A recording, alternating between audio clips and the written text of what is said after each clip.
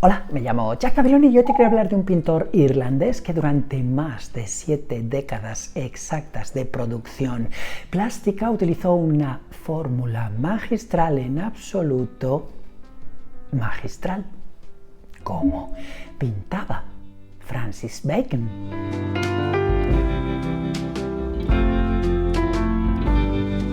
Pero antes de meter mis manos en los tubos de pintura de Francis Bacon, permíteme un minúsculo exordio historiográfico. Este es ya el cuarto vídeo que dedico a alguno de los componentes de la London School, después del que dediqué a David Hockney, el que dediqué a Ronald Brooks Kitaj y el que dediqué recientemente a Frank Auerbach. Bien, te recuerdo brevemente en qué consiste esta sistematización historiográfica alrededor de estos componentes de equipo. La London School, te recuerdo, fue una reacción visceral que se produjo en la capital inglesa. Este fue su epicentro a consecuencia del excesivísimo hartazgo que Europa, y más en concreto Centro Europa y el norte de Europa, vivió en relación con la excesiva visualización de el expresionismo abstracto norteamericano de entreguerras mundiales del siglo XX. Bien, en esta ciudad, en Londres, un grupito, una gavilla de componentes plásticos, escultores y pintores fundamentalmente, intentaron regresar a la figuración por derecho propio.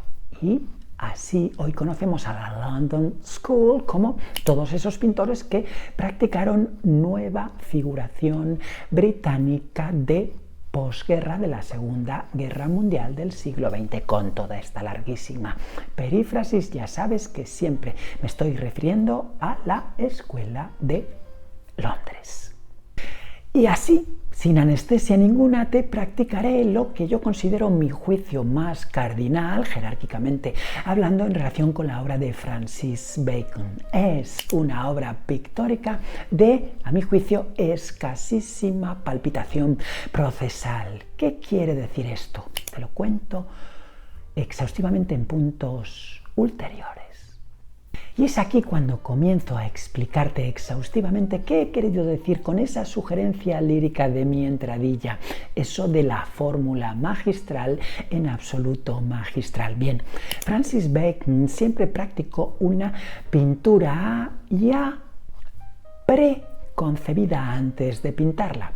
Dicho de otra manera, sus cuadros siempre estaban pintados antes de ponerse él a pintarlos. Estaban pintados antes de abrir los tubos y de embadurnar los lienzos, las telas, con los óleos que surgían de estos tubos. ¿Por qué digo esto?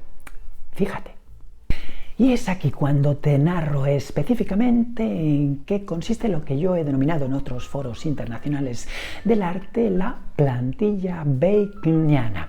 Consta, a mi juicio, de 4 puntos, siempre los mismos, siempre pleonásticos, a saber, una sombra profundísima proyectada por algún elemento del cuadro. En segundo lugar, una figura fundamental creada siempre por frotación. Ahora te explicaré en qué consiste esto. Siempre un fondo plano, siempre, ineludiblemente. Y por último, y como cuarto punto, un fondo, esta vez no plano, sino jaspeado.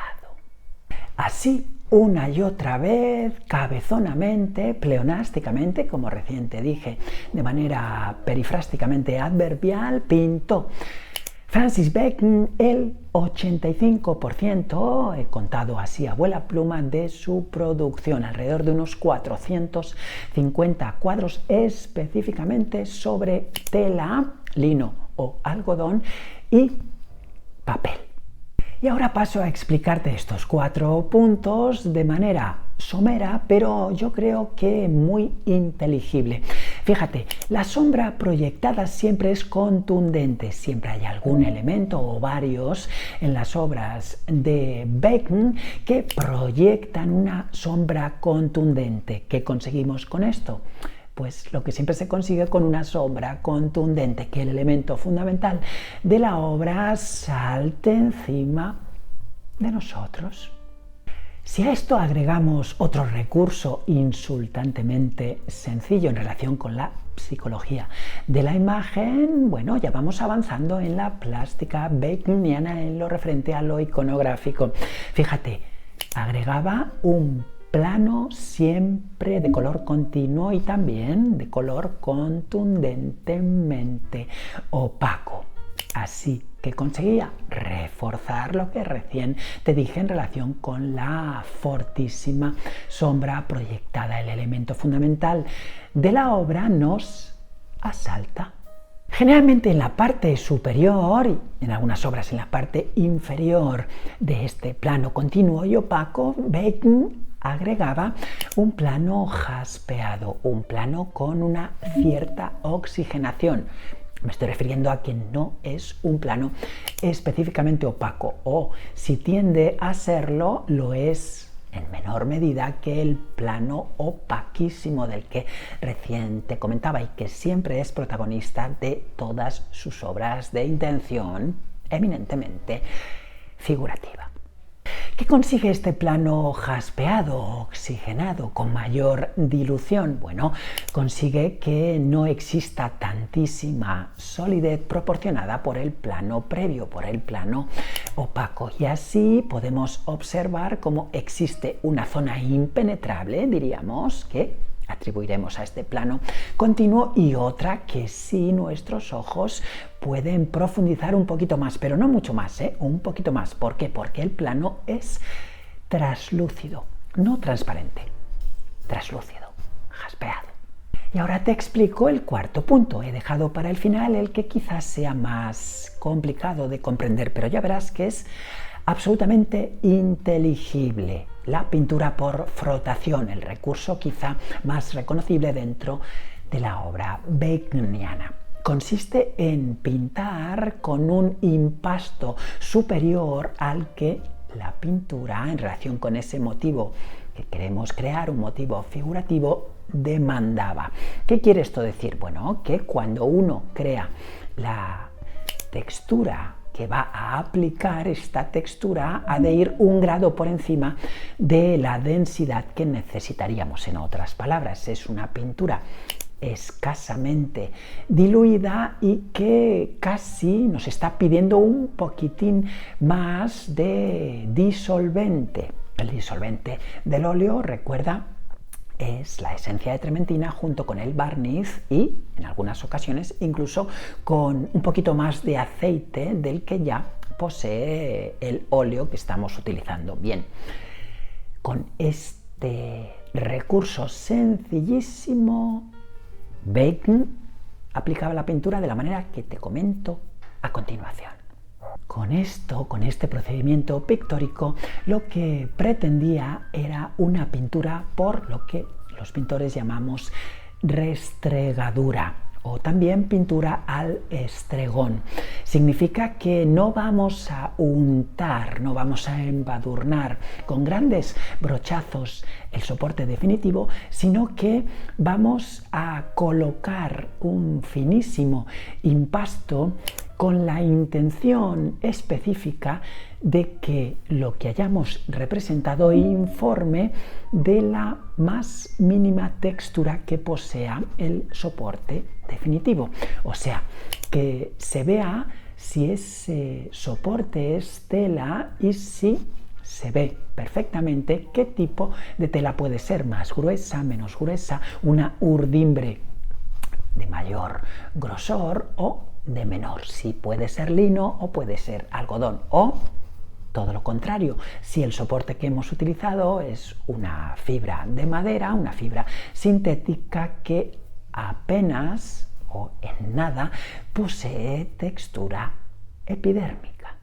Si nos acercamos muchísimo a estas obras, si nos plantamos a medio metro de ellas, escaso, o un poquito más cerca, si nos dejan, podemos apreciar que la pintura parece aplicada por frotación, aplicada por restregadura, aplicada al estregón. Pareciera que el pintor no se ha atrevido a untar, a embadurnar la superficie con suficiencia de celeridad. Y entonces lo que el ojo percibe es que pareciera que la pintura está dejando un rastro. Es como si ese cuadro lo hubiera pintado un caracol, pero no con sus antenas, sino con las babas que va dejando, la trayectoria que desempeña mientras se va moviendo. Bien, esto es lo que le sirvió a Bacon para pintar,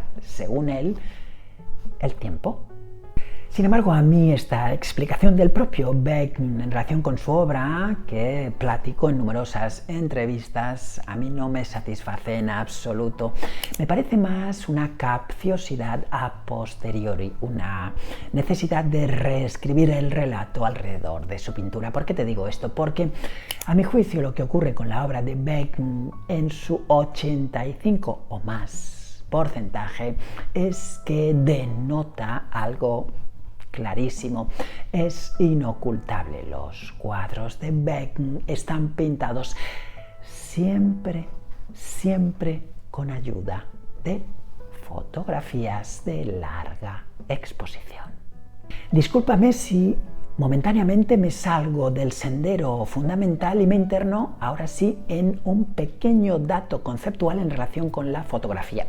¿Qué es en fotografía una foto de larga exposición? Bueno, es una fotografía que se ha tomado con una exposición que ha durado en el tiempo no fracciones de segundos, sino incluso decenas, veintenas, treintenas de segundos completos. Es una fotografía que no capta un instante de fracción de segundo, sino un instante de innumerados segundos e incluso minutos. ¿Por qué no? Y ahora con muy buen tino te estarás preguntando, Jack, ¿a qué viene este concepto fotográfico tan técnico si estábamos hablando de pintura? Bueno, viene a colación de que necesitamos este concepto para seguir avanzando en la obra de Bacon. Seré muy breve. Cuando un fotógrafo se plantea una larga exposición, ya sabe, ya ha preconcebido que esa toma no podrá realizarla con la cámara en la mano o con la cámara al hombro. ¿Por qué? Porque su propio pulso biológico, como decimos coloquialmente, movería todo lo animado, animales humanos o no, que se moviera por delante del obturador, que en este caso está abierto. Entonces, ¿qué ocurre? Bueno, que los fotógrafos siempre colocan la cámara en largas exposiciones sobre un trípode. Y esto garantiza que solo saldrá movido, evanescente, frotado, todo lo que el fotógrafo haya concebido que deba salir evanescente. Y lo demás saldrá perfectamente enfocado, o, como se dice en fotografía, quieto. Bien, aquí quería yo llegar. Has entendido perfectamente por qué he sacado este concepto fotográfico, porque nos hace entender perfectamente que en cada obra de Bacon, mayoritariamente, en casi una aplastante unanimidad de obra de Bacon, el elemento fundamental, casi siempre humano, pero a veces también no humano, aparece levemente desenfocado, restregado, evanescente en algún escorzo, y en el resto aparece, como en fotografía, diría un fotógrafo, enfocado, como decimos en pintura, quieto. Sin embargo, como antes te sugería, Bacon atribuía esto a su idea de conceptualizar pictóricamente el tiempo transcurrido, no solamente en el instante pintado, sino en el instante de pintar. O sea, el tiempo transcurrido en la obra pintada y el tiempo transcurrido en pintar en la obra. Bien, esto a mi juicio no se sostiene en absoluto, es una capciosidad, como antes te decía, a posteriori. Para mí, esta intención de pintar por restregadura, de pintar al estregón, de pintar con leves evanescencias en algunos puntos específicos y muy estratégicos del cuadro, tiene que ver con haberse apoyado en fotografías de larga exposición.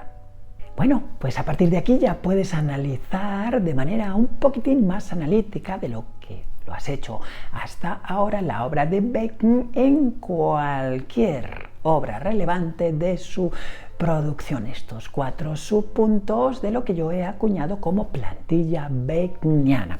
Fíjate, en esta foto me ves a mí mismo en el Museo de Arte Moderno de Tokio contemplando a escaso metro de distancia el cuadro Esfinge, o también conocido como Retrato de Muriel Belcher. ¿Ves? Fondo opaco, fondo oxigenado, sombra en algún punto proyectada de manera contundentísima y por último pintura de elemento frotado. Pero si me lo permites te añadiré algunos elementos más para que disfrutes aún con mayor enjundia de la obra de Bacon. Te explico, por ejemplo, este dato que es curioso. En algunos cuadros de Bacon la imprimación es parcialmente visible. ¿Qué significa esto? Bueno, pues que la preparación del soporte, la preparación que luego va a acoger la pintura definitiva, en algunas porciones de cuadro es visible, forma parte de la epidermis, o sea, dicho con otras palabras, Bacon no pintó el 100% de la superficie del soporte definitivo. Y te preguntarás, Jack, ¿y esto por qué? ¿Esto es un capricho? Bueno, no, es un recurso pictórico que suele subrayar lo que antes te relataba en relación con los fondos jaspeados. Esto contribuye a que ciertas figuras muy contundentes adquieran una mayor levedad. En aproximadamente el 50% de su producción, Bacon utilizó lo que yo llamo el contorneo innecesario. Te recuerdo este concepto que ya te he sacado en la serie Cómo pintaba, en la serie de vídeos Cómo pinta y también en la serie Cómo pintó. Te he hablado de este concepto en varias ocasiones, pero te lo refresco rápidamente. Cuando colocamos un campo de color e inmediatamente después colocamos uno adyacente, arriba, abajo, a un lado o al otro, eso ya crea una linde. El cambio de un color a otro ya es una frontera, ¿verdad?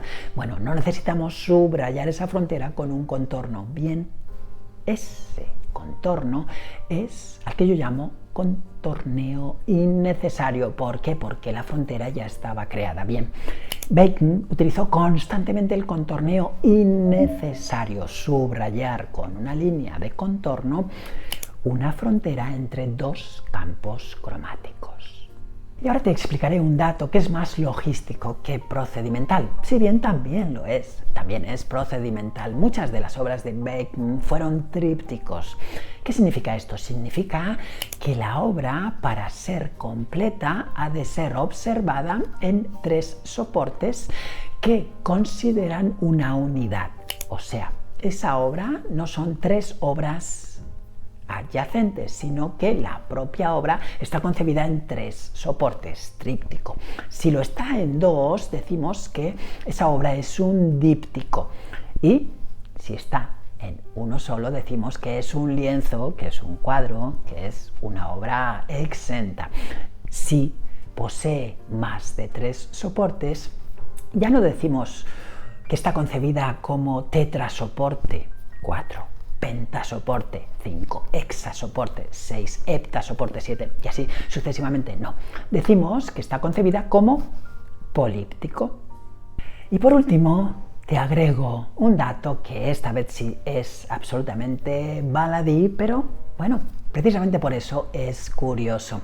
Más de 40 obras de Bacon hacen referencia al retrato que Velázquez pintó sobre Inocencio X.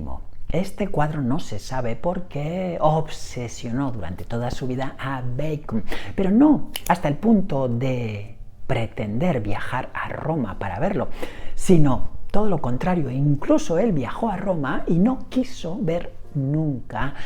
De tú a tú, como yo siempre te animo a que tú mismo hagas este cuadro, esta obra maestra de Diego de Silva y Velázquez, el grandísimo pintor de pintores. No se obsesionó con él, pero siempre se obsesionó trabajándolo. Fíjate, ahora mismo me autocito a través de reproducciones de él. O sea, todo lo que no hay que hacer. Hoy te he querido hablar con irrefutable generosidad, probablemente inmerecida, con profusión analítica excesiva de la obra de Francis Bacon. Para mí, irrefutablemente, el peor representante de la London School, a años luz de la obra de Frank Auerbach y Leon Kossoff, y bueno, un poquito más cerca de la de David Hockney y Lucian Freud. Y bueno, no olvidemos también los trabajos interesantísimos de Kitaj. Revisiona todos estos vídeos después de ver este, si eres tan amable. Un pintor que vivía, fíjate, estas son instantáneas de su famosísimo taller, en condiciones de desorden conceptual absoluto. También este desorden no solamente era conceptual, sino que era físico, que era además cotidiano. Bien, en este vertedero, en esta compostera, es imposible pintar. Bien, él siempre dijo que necesitaba todo este caos, y me atrevo a sugerir que no lo necesitaba en absoluto, sino que su obra también habla de esta descomposición de su entorno físico. Me llamo Chuck Papelón y llevo 46 de mis 54 años dedicado al estudio y la práctica de las artes plásticas, la literatura y la música. ¿Te ha servido este vídeo? Por favor, dale al like, suscríbete a mi canal. ¿Qué te parece la obra de Francis Bacon? Déjamelo, por favor, en comentarios. Hazte miembro de este canal babilónico de platino, de oro, de plata o de bronce, como prefieras, y nos vemos en el siguiente. Arigato gozaimashita.